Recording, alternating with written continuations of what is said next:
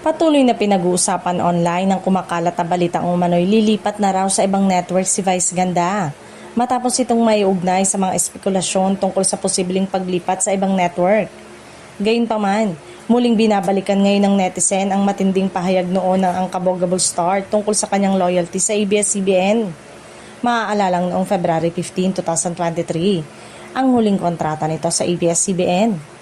Inamin pa nito na kahit matagal nang expired ang kanyang kontrata sa network, ay nananatili pa rin siya lalo na noong panahon ng pandemic at franchise crisis ng kumpanya. Ayon kay Vice, hindi raw perpekto ang relasyon niya sa ABS-CBN dahil tulad ng isang tunay na pamilya, ay meron ding tampuhan at hindi pagkakaunawaan. Ngunit sa kabila nito, malinaw niyang sinabi na hindi niya kayang iwan ang network na matagal nang naging tahanan niya sa industriya. Isa sa mga tumatak na linya ni Vice noon ay ang kanyang pahayag na kahit na wala tayong kontrata, hindi ako aalis. Dahil dito, maraming kapamilya fans ngayon ang naniniwalang mahirap mangyari ang mga kumakalat na balitang lilipat siya ng network.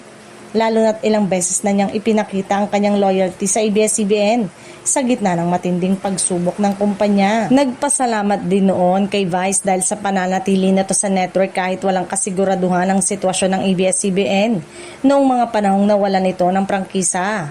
Ayon sa kanya, malaking inspirasyon umano si Vice sa mga kapamilya employees at talent dahil sa ipinakitang suporta at pagmamahal nito sa kumpanya.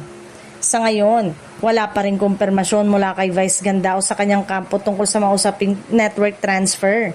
Ngunit para sa maraming fans, sapat na mga naging pahayag niya noon upang paniwalaang mananatili pa rin siyang kapamilya, ano man ang mangyari sa industriya.